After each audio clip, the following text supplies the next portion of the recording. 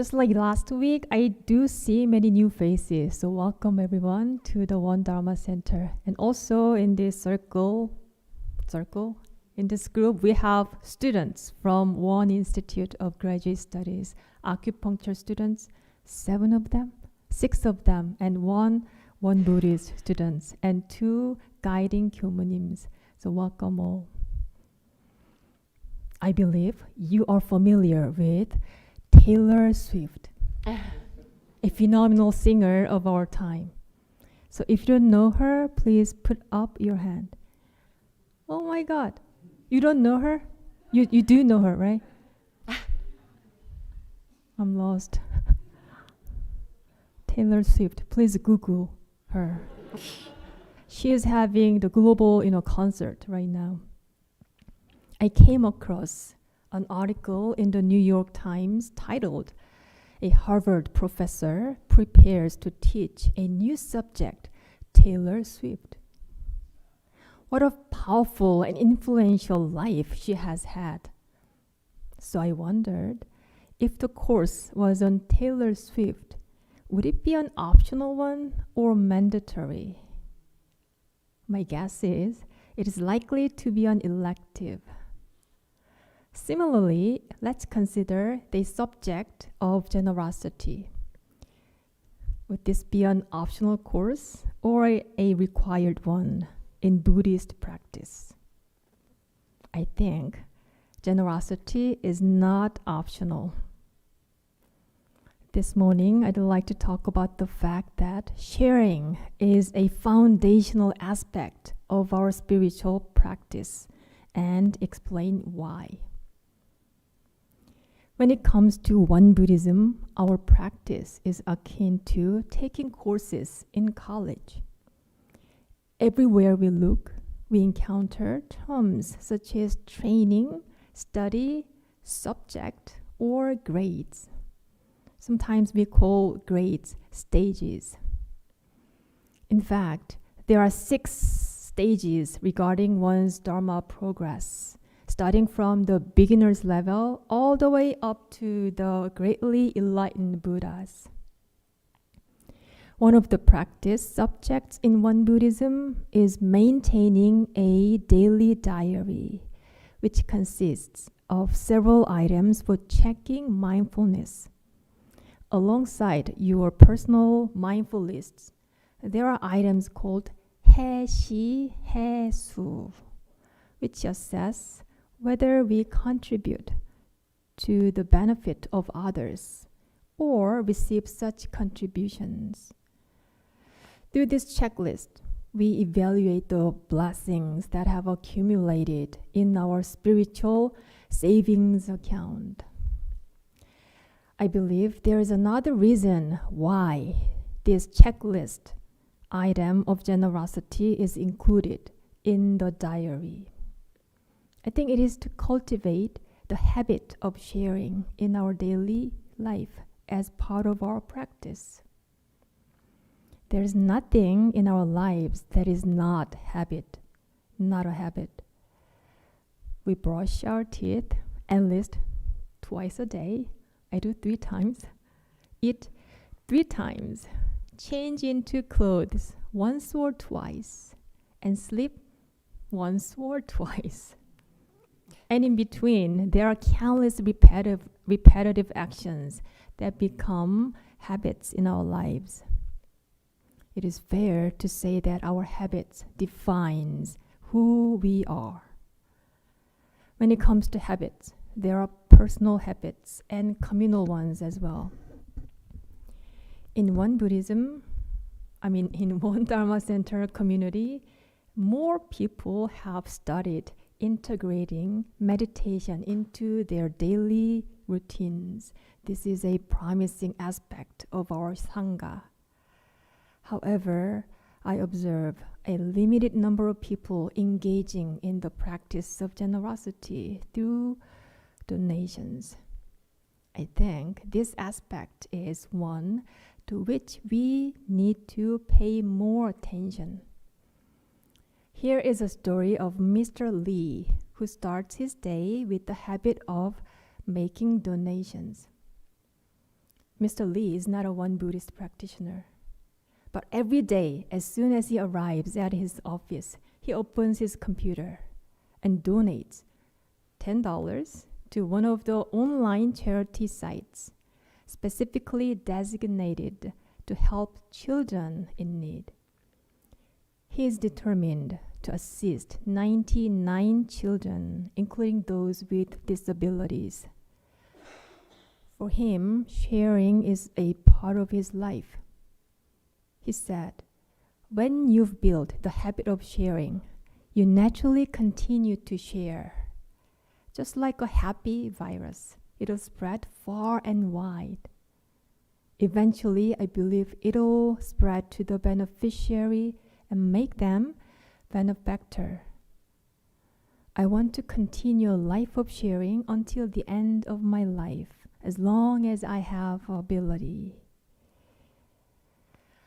I know one practitioner in the North Carolina temple community who buys a bundle of flowers each week to bring to the temple.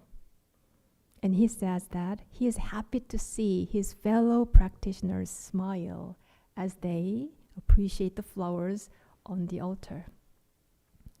From our community, Venerable Myungtawanim, our retired 교무님 who's sitting back there, never forgets to bring her donations to the Dharma gatherings, especially during a deliverance service or a big celebratory event. I see that sharing has become a part of their lives. Sharing is a practice that creates a vessel for Buddhahood, along with the practice of meditation. When what we seek in life are, in fact, only two aspects, wisdom and blessings. These two qualities are distinctive entity in their own right. This implies that although you might have cultivated a certain level of wisdom, you may still lack blessings. They do not come as a byproduct of your meditation practice. Therefore, blessings must be accumulated through separate effort. In the world, people tend to lean in one of two directions, those who share and those who do not. Common reasons among those who do not share include, I don't have enough to share yet, and I'll share later when I earn more.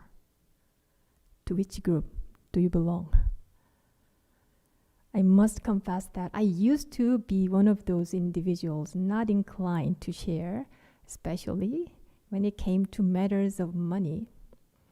For a while, I may have held the conventional idea that my life as an ordained 교무님 is inherently a life of sharing.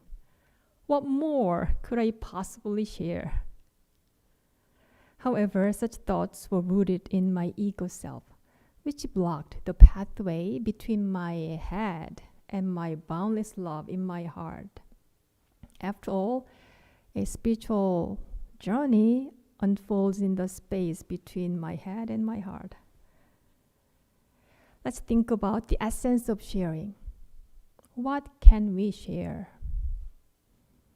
Those with financial resources can share their money. Individuals possessing talents can contribute their skills. And those with available time can offer their time. The list could go on. However, preceding these external factors, those who share have a common thread, the pure intention behind their actions.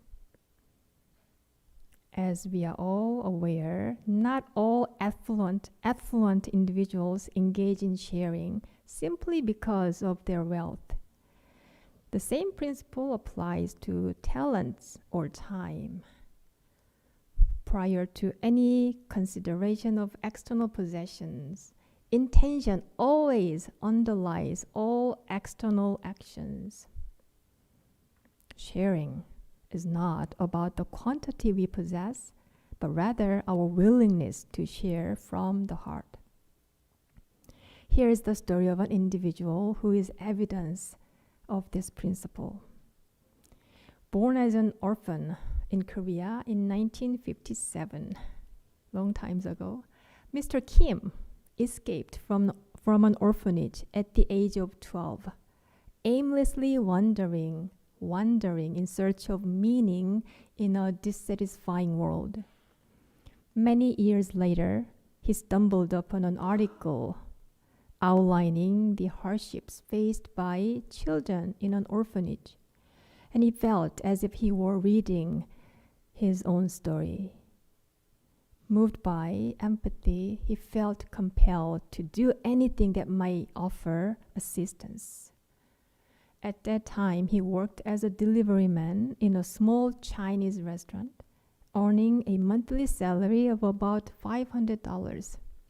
Mr. Kim, who used that money to help poor children, found contentment even living in a tiny room without windows. He abandoned habits of drinking and smoking to fulfill his long-standing wish of sponsoring children. Regrettably, he met with a fatal car accident while making his delivery and died on the spot. After his passing, the world came to know of his genuine acts of sharing. Mr. Kim's life is testament to sharing from the humblest circumstances prompts us to reflect. Is it necessary to have a lot to share? The pure intention from one's heart is the driving force behind the act of sharing. So if you find yourself trapped in a mindset of scarcity or the habit of postponing sharing, remind yourself that practicing generosity doesn't necessarily require abundance. Sharing is about the willingness of the heart rather than the quantity we possess. When it comes to sharing, there is one common understanding that the focus is on giving to others and helping others. It may seem like, other than giving the benefactor a sense of contentment, the main benefit of sharing is primarily experienced by a recipient. However, the benefit of sharing is also experienced by those who make the offer.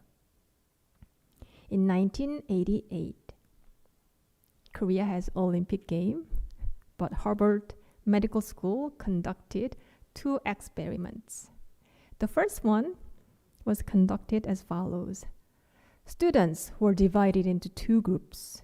One group engaged in paid labor, while the other participated in volunteer work.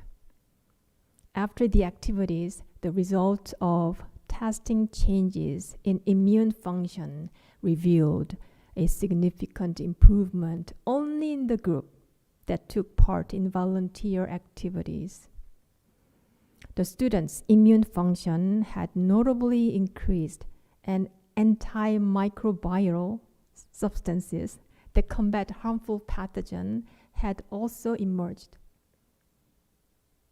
The second experiment involved students watching videos of the life of Mother Teresa, the saint who dedicated her life to caring for the lifelong poor. After the video ended, the measurement result of students' immune antibodies showed a much higher level than before watching the video. 2 surprising facts were proven through these experiments. The immune system is enhanced simply by directly sharing or witnessing the sharing of others. This is known as the Mother Teresa effect. Through the practice of sharing, both the recipient and the giver mutually benefit. Here's another study proving the effects of sharing with an interesting fact about pure intention. The University of Michigan conducted a study on 13,000 graduates from the class of 1957. In 2004, which is 47 years later after their graduation, they asked the participants if they had engaged in volunteer work regularly. They found that those regularly volunteering for the past decades had a 1.6 death rate, while those without volunteer experience had a 4.3 rate, 3 times higher. An interesting fact is that there is almost no difference in the death rate between those who volunteered for personal gain or to show off and those who did not volunteer. Isn't that interesting? This is where the concept of Tana, Sanskrit word for generosity, comes in. Tana practice includes the gift, the act of giving, and pure intention. Master Sotaesan explains this as fertilizing trees, either by digging the fertilizer into the soil or spreading it on top of the soil. When a disciple asked, "What is the difference between making dana offerings that retain a sign of self, which means ego, and making dana offerings that are free from the sign of ego?" Master Sotaesan, the founding teacher of Won Buddhism, said, "Dana practices is like fertilizing fruit trees. Making offerings that retain signs of self is like spreading fertilizer on top of the soil. But making offerings that are signless is like digging fertilizer into the soil. Fertilizer spread on top of the soil can be easily scattered, but fertilizer dug into the soil will find its energy to be long-lasting and effective." Earlier in my talk, I mentioned 2 aspects of seeking in life. Do you remember? Oh my. Wisdom and blessings. While these 2 elements need to be cultivated separately, wisdom shines light upon our life to realize the truth of no self, supporting us in letting go of a sense of I. With the light of wisdom, pure consciousness will remain after we practice generosity. Lastly, let's think about sharing and success. And they are correlated. Let's think about how. So here's a question. Who wouldn't want to lead a successful life? Success, in a general sense, can mean achieving fame, wealth, high social position, and more. Now, how about considering success in the context of spiritual life? It could be the attainment of Buddhahood, representing a spiritually abundant life. This involves cultivating wholesome connections in all aspects of life, including financial, physical, and mental well-being. Once in a while, I think about a person who kindly shared his water in a random rural town in Spain while I was on my walking pilgrimage there in 2019. That day, I had become really tired from my long walk, and I didn't have any water left. Without feeling ashamed, I asked another pilgrim if he could share his water with me. He willingly offered his water bottle, and I was deeply grateful for the shared water and his kind gesture. When living in the world, we may find ourselves being helped by someone we do not know at all. It could be a coincidence, but from a causal perspective, nothing happens without reason. The scriptures of Won Buddhism state in the consequences of gratitude to parents that practicing gratitude to our own parents naturally will lead the world to regard us with respect. Consequently, individuals who practice gratitude to their parents and those who lack self-power will constantly receive help from others throughout many lifetimes. When practicing the life of sharing, we will find many supportive people around us. Without a calculating mind, sharing what we have with others enables us to connect with a broader community. Clearly, life will unfold abundantly. Every day, in the early morning, I walk the trails here at the Won Dharma Center. I usually see deer playing in a wide open meadow. Sharing this space where deer freely roam and the path is renewed and refreshed daily, I am truly grateful to be able to enjoy this nature every day.